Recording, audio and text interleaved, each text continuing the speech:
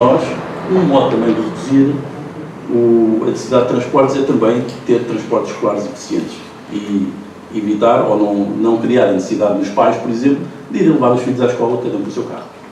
Isto reduziria muito a necessidade de construir mais infraestruturas, mais estacionamentos, mais estradas e tudo mais. Pronto. Eu acho que já me alonguei muito e era mais ou menos isto.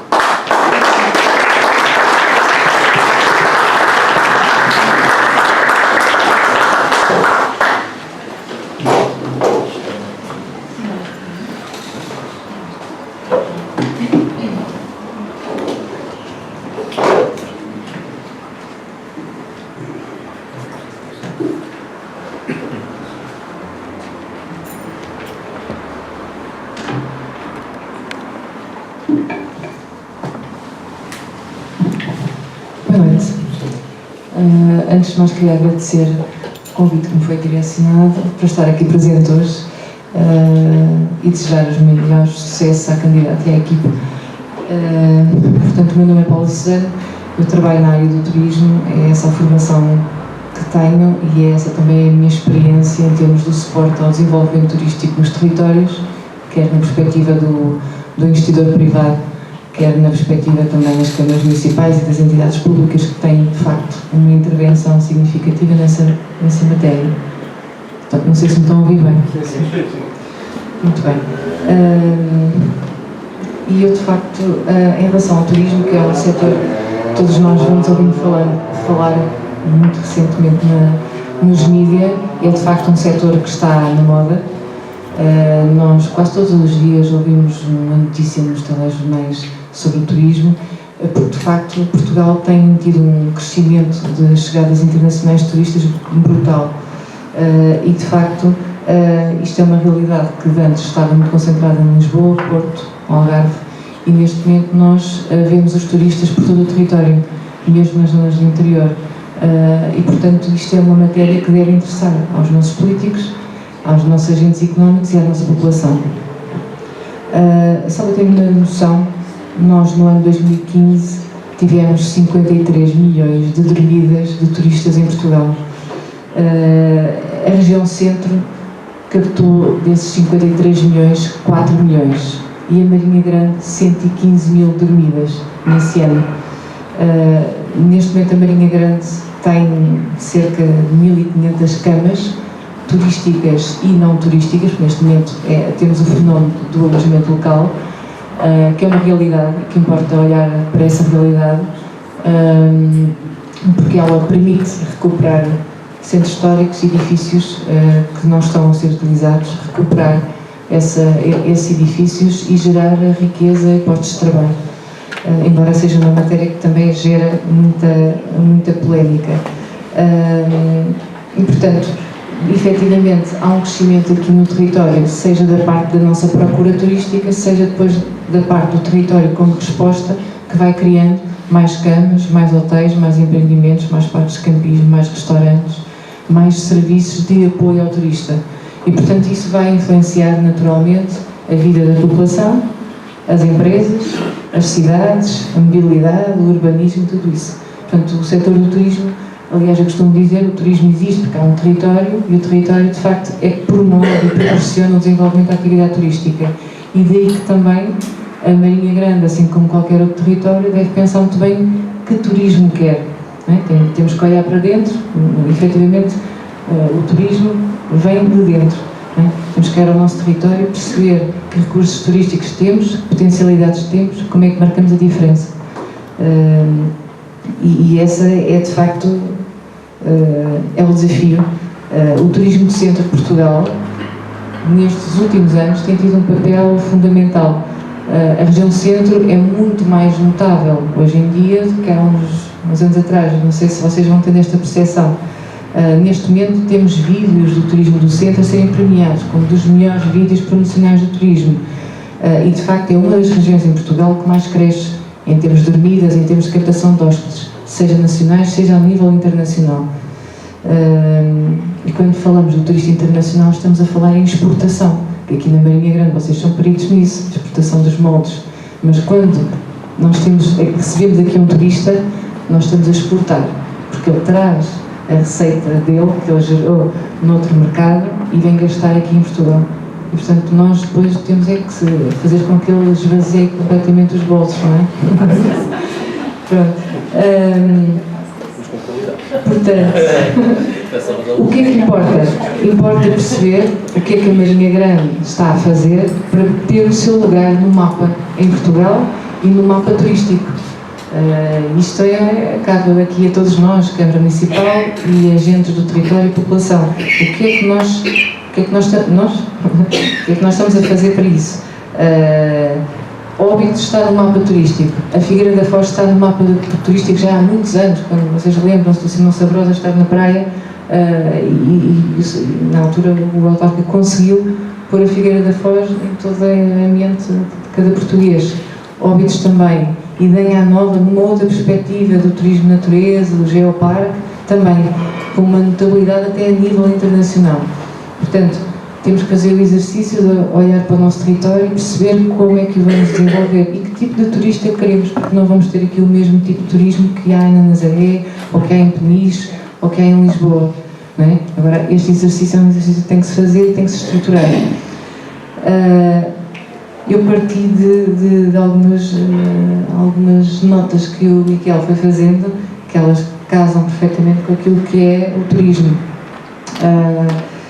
De facto, eu tenho uma imagem ainda muito presente da Marinha Grande como uma cidade que usa muito a bicicleta e percebe-se que afinal isso tem vindo a crescer, mas se há hoje um desafio que se coloca é a questão das cidades limpas e da energia limpa, e de facto, ainda que os sistemas tenham de ser planeados de forma integrada, mas de facto podia haver aqui esta ambição de ter a Marinha Grande como um concelho com mais veículos elétricos, mais veículos suaves, como o Miquel estava a dizer, porque o bom planeamento urbanístico promove deslocações mais curtas, isso, o uso da bicicleta ou mesmo das trotinetas elétricas ou não, e de outros meios de deslocação que trazem qualidade de vida, trazem melhor urbanismo, trazem maior satisfação à população. Eu costumo dizer que um território é bom para o turista quando ele é bom para quem cá reside e para quem utiliza o território. E, portanto, nós sabemos que se estivermos a resolver problemas de mobilidade, de urbanismo, de arquitetura, nós estamos claramente a tornar este território mais turístico e a valorizá-lo. Portanto, esse é, aliás, um dos desafios que temos.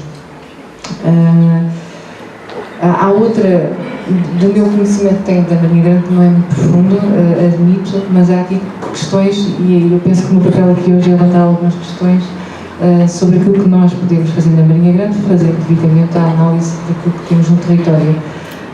Mas a Marinha Grande tem aqui uma imensa mancha florestal, de pinhal, e teve um papel fundamental já há muitos anos atrás, desde a época dos descobrimentos até a indústria vidreira, não é? Sim. E então, porque é que nós não temos ainda um espaço, eu vou dizer museológico, mas não tem que ser museológico, que conte toda essa história e todo esse papel desempenhado pela Marinha Grande, que foi importantíssimo para Portugal e para o mundo, inclusivamente. Portanto, nós já devíamos estar a desenvolver aqui um projeto que fosse arrebatador e que tivesse uma marca nacional, que fosse uma peça de arquitetura de referência nacional, porque essas coisas contam. Quando nós falamos em turismo, nós hoje não falamos de turismo de sol e mar, apenas e só. Falamos de turismo associado à arquitetura, à arte, falamos do turismo industrial. E, portanto, a Marinha Grande tem que contar essa história e tem que dar uma ênfase tal que permita ter uma atratividade que vá muito além das nossas fronteiras, que hoje contam muito pouco com si. As têm que ser regionais, têm que ser nacionais, têm que ser internacionais. Não é? Todos nós sabemos que o turista sai de Lisboa e vem direitinho a Óbidos, Nazaré, Batalha, Fátima, e depois ou vai para Tomar, ou vai para Coimbra, e é este o circuito. Nós temos que pensar como é que trazemos os turistas à Marinha Grande. Há a realidade da operação turística perfeitamente sistematizada, depois há um conjunto de turistas do fly and drive e dos independentes, das famílias, com outras motivações, que nós podemos chamar aqui ao nosso território. Agora, nós temos que ter âncoras, temos que ter aqui algumas âncoras. Nós temos as praias, temos a floresta, temos uma indústria fantástica, que eu tenho a certeza que há imensos turistas que não sabem, mas que gostariam muito de visitar as nossas indústrias, assim haja essa capacidade de as tornar visitáveis em programas integrados e compósitos, e isso seria uma realidade, seria um posicionamento distintivo e sustentável para a Marinha Grande. Não vamos replicar na Marinha Grande outras realidades aqui ao lado. Nós podemos e devemos olhar para a nossa vizinhança, a nível nacional e internacional, fazer o benchmarking do que é bem feito e de como é que isso foi estruturado. E pensar, com os recursos que temos, como é que nós vamos fazer a diferença. E não podemos fazer igual, temos que fazer diferente com base naquilo que é a nossa autenticidade. Que é, o turismo vive de autenticidade e originalidade dos seus recursos e dos seus produtos. Portanto, eu acho que a Marinha Grande tem aqui muito a fazer. Consegue-se, de facto, a Marinha Grande tem vindo a aumentar os seus hóspedes, as suas dormidas, o aumento da sua capacidade hoteleira. Depois haverá outros indicadores, mas estes são aqueles que são mais evidentes, mas eles ainda podem crescer mais. Se o objetivo é crescer, não é crescer, mas é trazer para cá um turista que tenha o comportamento pretendido, adequado ao território, que consuma, que use o território da forma que vocês, população, empresários, utilizadores do território, entendem que é adequado. E, portanto, o desafio é muito esse. Eu penso que aqui as comunidades intermunicipais também têm um papel muito importante, porque o território é muito pequeno, as fronteiras não existem, o turista não reconhece nenhuma fronteira, portanto o turista quer mover-se, percorrer o território, visitando aquilo que são os locais turísticos e as atrações turísticas, e portanto temos que promover esta deslocação dos turistas que estão em Leiria, que estão em Fátima, que possam vir à Marinha Grande. Eles têm que saber que a Marinha Grande existe, isto é uma provocação, do ponto de vista turístico, e o que é que eles vêm cá fazer. Eu costumo dizer que há imensos turistas que gostavam de vir cá, só que eles não sabem. Ou seja, eles não sabem o que é que existe cá. Portanto, há que estruturar, há que planear, desenvolver os produtos, estruturar e planear o território e depois promovê-lo. Isso é outro desafio. Cabe à Câmara Municipal, mas não só. Cabe também aos agentes privados, cabe à Câmara Municipal ter um papel muito ativo no turismo do centro de Portugal, na comunidade intermunicipal, no Instituto do Turismo de Portugal, para conseguir um lugar de destaque nas feiras, conseguir falar com os operadores, encaminhar os seus empresários e acompanhá-los e ter uma presença cada vez mais digital. Hoje em dia, vocês já consultaram os telemóveis imensas vezes enquanto eu estive aqui a falar, porque isto é um comportamento cada vez mais frequente. E, portanto, nós temos que ter a Marinha Grande, o território da Marinha Grande e a sua oferta no telemóvel, no digital. Cada vez mais nós temos este comportamento. Portanto, temos que comunicar, temos que apostar nos conteúdos digitais, nas redes sociais, nos vídeos e, de facto, colocar a Marinha Grande no mapa turístico com os produtos que fazem sentido na Marinha Grande e que temos que encontrar. O que é que faz sentido? Faz sentido, de facto, esta qualificação dos territórios e, como eu já abordei aqui, o Frederico e o Miquel também vão tocar nestes pontos. Qualificar os territórios é resolver aqui uma série de questões e desafios que se colocam à população e às empresas e aos estudantes, e eu, quando faço isso, valorizo o território do ponto de vista turístico, mas de facto eu vou precisar desta sinalética, desta informação de onde é que eu tenho os parques de estacionamento, dos serviços, e a acompanhar tudo isso. Tem que ter uma iniciativa empresarial que seja proativa e que ofereça cada vez mais serviços que valorizem a experiência do turista no território. O que é que eu podia dizer mais? Associado ao turismo está aqui uma vertente onde eu não sou especialista, mas gostava de levantar a questão. Hoje em dia qualquer município tem que fazer marketing territorial, que é esta questão de todo português tem que saber onde é que está a Marinha Grande e porque é que ela deve ser conhecida. Isso cabe-vos a vocês, é o vosso ego a trabalhar. Costumo dizer que nós temos que fazer com que cada residente seja embaixador do nosso território E, portanto, quando o Residente sai aqui do nosso concelho, falar com orgulho da Marinha Grande e falar do que é que há para fazer e para ver e qual é o valor que a Marinha Grande gera. E, portanto, isso é um trabalho que provavelmente não se faz em 4 anos, mas é um trabalho que tem que ser estruturado e planeado e ter aqui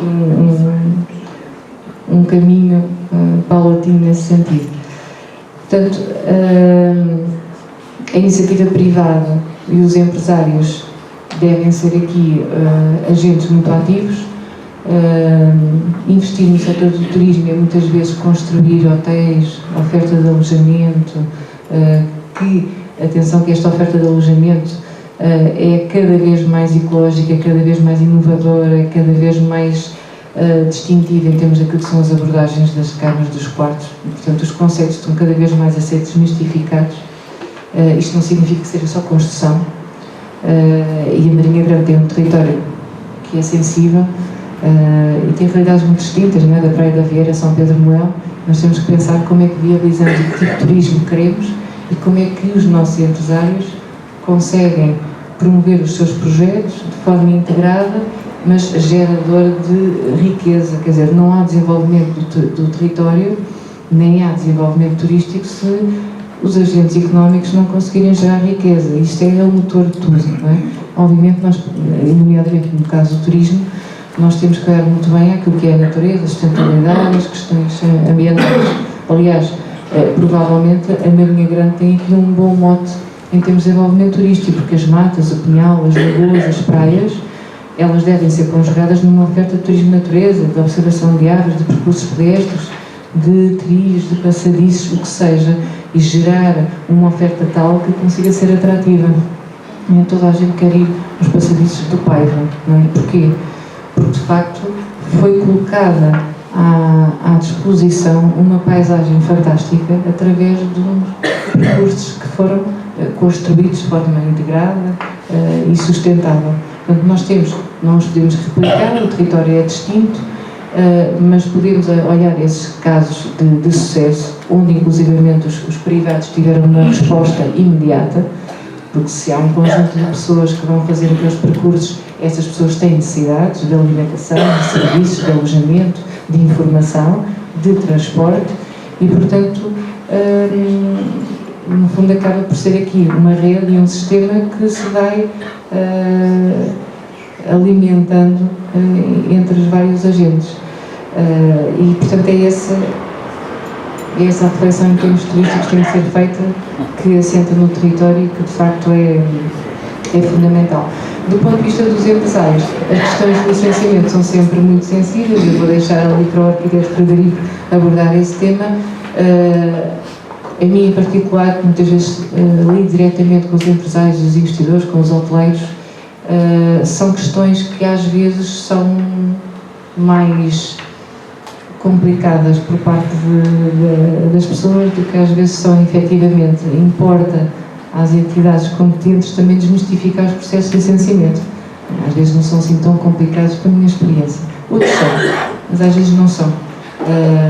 Há questões, do ponto de vista dos licenciamentos e do urbanismo, na minha opinião, que devem ser melhor comunicadas à população, se me permite a sugestão, porque é muito frequente ouvir um empresário dizer: o meu processo está na Câmara há imenso tempo e nunca mais anda. Mas muitas vezes o processo não foi bem instruído ou não foi bem preparado. E acho que nestas coisas deve haver aqui um equilíbrio e sensatez na avaliação dos processos. Portanto, é claro que nós temos que facilitar, mas o facilitar também não pode facilitar demasiado, porque há instrumentos de ordenamento e há valores que se devem ser preservados, e a Marinha Grande, neste caso em particular, tem um território bastante particular que deve ser atendido. Gostava só de terminar para dizer o seguinte: seja no turismo, seja noutra área qualquer que se possa aqui falar em termos de desenvolvimento para o território ou da Marinha Grande, eu gosto sempre de falar na área da educação, que é fundamental. E quando eu estava aqui a dizer que cada um de nós deve ser embaixador, o ser embaixador deve vir logo da escola e deve vir de casa. A boa educação e a formação e depois o desenvolvimento da vocação é fundamental para o exercício de qualquer, eu não vou dizer profissão, porque hoje em dia as profissões vão deixar de existir, as pessoas vão exercer determinadas funções. A educação, a preparação, a formação é fundamental para ter bons cidadãos, bons residentes, bons profissionais, bons empreendedores, bons empresários. Portanto, eu acho que se todas as câmaras municipais devem ter as câmaras municipais e demais entidades devem ter essa preocupação em garantir que as escolas são cada vez mais modernas, mais tecnológicas, mais acolhedoras para que as crianças, que são o futuro, possam ser bons cidadãos, possam ser empresários, possam ser seres humanos bastante equilibrados. E isto tem a ver com o turismo.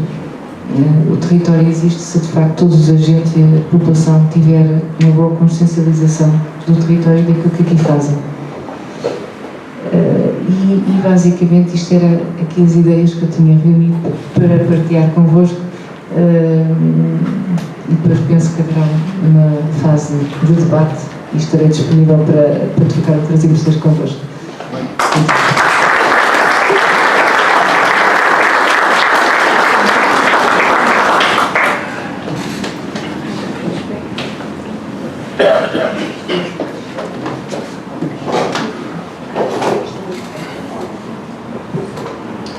Olá, boa noite a todos. O meu nome é Frederico.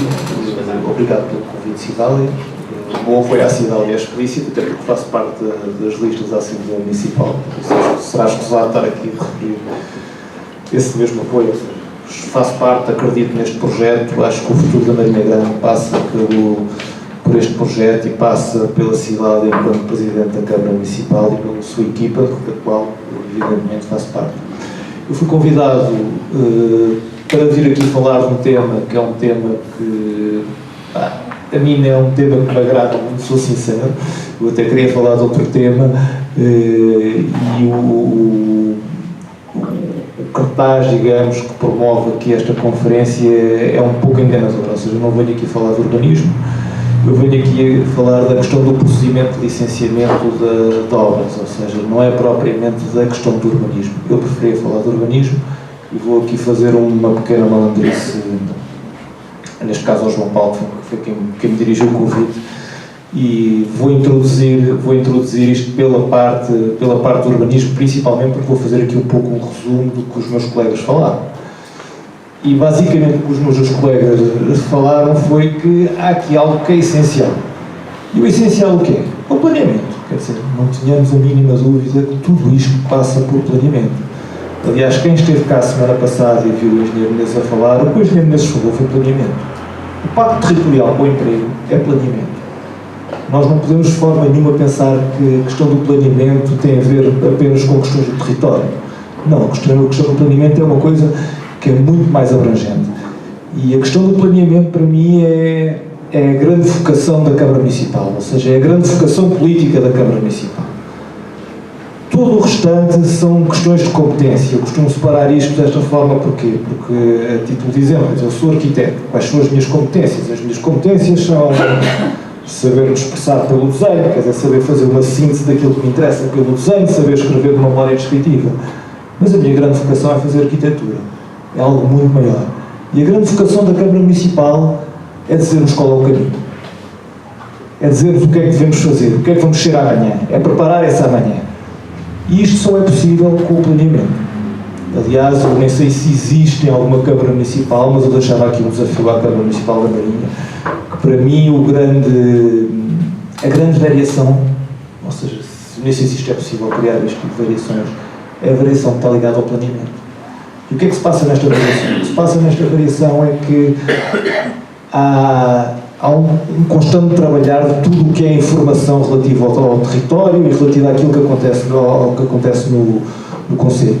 Seja daquilo que é saúde, seja dados estatísticos, seja dados geográficos, seja dados relativos ao turismo, seja tudo isto. Isto para quê? Para nós termos um profundo conhecimento do que é o nosso Conselho, e estes dados vão servir simultaneamente para estar constantemente a atualizar os planos que estão em vigor. Eu aqui, quando digo planos em vigor, não é só PDR, nem é planos pormenor, será a carta educativa, será a carta de desporto, será eventualmente uma carta de turismo ou algum plano específico ligado ao turismo. Quer dizer, esta para mim é a grande vocação de uma Câmara Municipal. E é isto que deve ser transmitido em sede de campanha eleitoral, em sede de programa eleitoral. É assim, é o que é que nós achamos que vai ser o Conselho. O que é que nós pretendemos que seja o Conselho. Mas para isso é preciso haver dados, e esses dados têm que estar trabalhados. E o que acontece na maioria dos casos é que esses dados não estão trabalhados, ou seja, há pouca informação e a informação não está tratada. Agora, e aqui voltando só também aqui, eu até queria dar 3 exemplos para vocês perceberem a importância do planeamento. Se calhar, e eu vou dar exemplos de planeamento territorial, não é evidente, apesar de um já foi dado pela Rita. Quer dizer, há aqui, se calhar, os 3 melhores exemplos, ou aquilo que funciona melhor na Marinha Grande, teve a ver com questões de planeamento. Eu vou-vos dizer, há séculos atrás, o Pinhal do Rei foi feito com um bom planeamento. Se não fosse o planeamento, o Pinhal não existia. O planeamento tinha um objetivo, naquele caso muito específico, que era proteger as areias que avançam para dentro do território e, simultaneamente, fazer uma exploração da madeira do Pinhal. O que é que eles fizeram? Dividiram isto de uma forma organizada, com preocupações de proteger dos incêndios, o exemplo deles pontos, com meios de comunicação, porque fizeram a primeira linha telefónica a rodear todo o Pinhal, a ligar todas as casas da guarda, por causa não só dos roubos, mas também da questão dos incêndios. Colocaram as casas da guarda em pontos específicos para poderem explorar o Pinhal. Quer dizer, querem melhor exemplo que isto? Isto é o melhor que nós temos. Isto só foi possível graças ao planeamento. Outro exemplo, querem? São Pedro. São Pedro é obra do planeamento. Esqueçam as casas bonitas, esqueçam o mar, esqueçam o Pinhal. Tudo isto só existe graças ao planeamento. Ou seja, e este planeamento conseguiu valorizar até os dias de hoje aquilo que nós temos. Ou seja, percebam-se da importância disto. Outro exemplo, zona industrial. Falámos aqui a semana passada do orgulho que temos na nossa zona industrial. A zona industrial foi o último plano pormenor aos anos que foi feito na Marinha Grande. Como é que é possível não haver mais planos pormenor? A zona industrial que nós temos ali é fruto de planeamento, não é fruto de outra coisa. E sobrevive até aos dias de hoje, e mais do que sobrevive, é competitiva até aos dias de hoje. Ou seja, o desafio que eu deixo aqui à Câmara Municipal é investam em planeamento. Esqueçam, aliás, outro exemplo de planeamento, que já não tem a ver com o planeamento territorial, foi o Pacto Territorial de Emprego que foi feito aqui há uns anos, não foi este, que foi outro sucesso, também foi fruto de planeamento. Ou seja, é preciso investir no planeamento. Eu sei que o planeamento, muitas vezes, em termos políticos, é algo muito complicado, porque é algo que não traz votos, de forma nenhuma traz votos, porque os resultados do planeamento só os conseguimos obter a médio e longo prazo, ou seja, nós amanhã começamos a fazer planeamento, a regularidades, fazemos o planeamento e os resultados já vão aparecer daqui a 20 anos, ou 30, ou 40, quer dizer.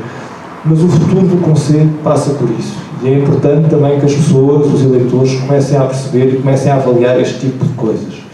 Ou seja, nada me irrita mais quando chegamos ao fim dos ciclos eleitorais, quer dizer, e começa-se a falar, então o que é que vocês fizeram? Que horas é que vocês fizeram? E de repente, ninguém fala de planeamento, ninguém fala de reorganização administrativa, ninguém fala destas coisas, quer dizer, o que interessa é quantos tijolos é que nós pusemos. Esqueça os tijolos, já lá vai, quer dizer, isso é outro tempo. Hoje em dia a maioria dos municípios já tem uma quantidade de equipamentos tão grande, quer dizer, demariam eles pô-los a funcionar. E isso é que é importante, é pôr as coisas a funcionar. Porque só assim é que nós as conseguimos rentabilizar. Por isso, o meu apelo é que invistam forte no planeamento. Aqui começamos logo pela questão do PDM, que está em revisão, mas que não está em revisão, mas que está em revisão. E aqui a importância do PDM é importante também desmistificar esta questão, ou seja, as pessoas acham que isto é uma questão muito complexa, que tem muita burocracia. Tem, mas tudo se ultrapassa. Agora, também é preciso entender que o PDM é muito além do que aquilo que é o urbanismo, quer dizer, o urbanismo é outra escala. Aquilo é o plano diretor municipal, aquilo é a estratégia para o município. Tanto serve para o urbanismo, como serve para o turismo, como serve para os transportes, como serve para a educação, como serve para a saúde. E o PDM tem que estar em todos estes polos e tem que ter a participação de todos estes polos. É essencial. Porque é aquele plano. Aliás, anteriormente, quando se faziam os primeiros PDMs, havia algo que depois acabaram com ele, infelizmente, do meu ponto de vista,